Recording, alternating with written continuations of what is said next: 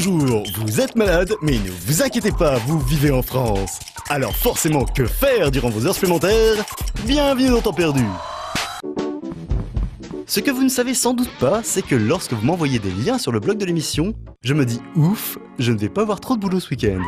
Ça, c'est la première chose. Après, j'essaie vos propositions et généralement je me dis, suis-je la seule personne de bon goût sur la toile? Regardez par exemple Moon720, apparemment passionné par ses cours de biolo, il m'envoie Super Biologie. Bon, faut quand même pas se moquer du monde, c'est pas parce que le jeu est super bien pensé que je vais en parler. Ok, c'est un super shoot dans lequel il faut réduire ses ennemis pour pouvoir ensuite les manger. Mais bon, est-ce que j'ai une voix à jouer au shoot'em up? En plus derrière, il me propose d'incarner un pigeon dans Fly Like a Bird 2. Un pigeon? C'est-il seulement que je hais les pigeons? Que j'estime que cette engeance maléfique n'a pas plus d'utilité qu'une huître sur un terrain de basket?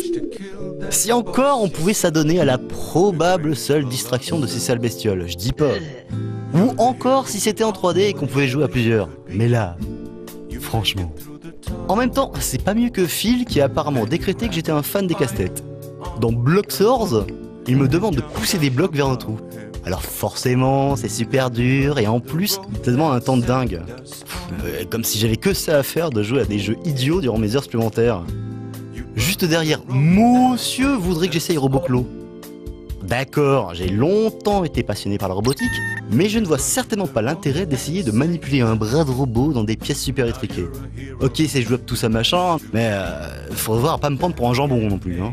Après, il y a les graines de serial killer qui voudraient que je découpe des trucs à l'antenne comme poulet rôti.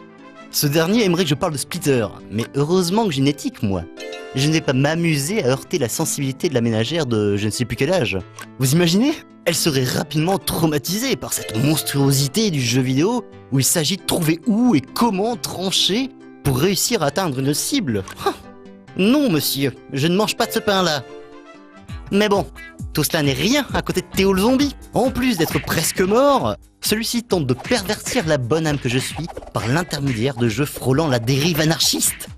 Il aimerait ainsi me voir déambuler dans les rues de nos belles cités, incarnant un sans-abri apparemment détourné de la bienséance et des bonnes mœurs, molestant et insultant de bons citoyens sans défense. Que cela soit représenté sous la forme d'un bon vieux beat'em all super jouable n'y change rien. Cette personne est dangereuse. Preuve en est qu'elle me demande par la suite de chroniquer la pire chose qui soit, un jeu revendicatif. En effet, The Game, par son allégorie simpliste, ne vous demande qu'une chose, vous jeter dans le vide face aux différents problèmes internationaux. Mais qu'est-ce donc? Me demanderiez-vous de réfléchir, monsieur Théo? Alors que pourtant nous savons tous aujourd'hui qu'il n'existe qu'un seul moyen de lutter contre la crise. Pour gagner plus, jouer plus.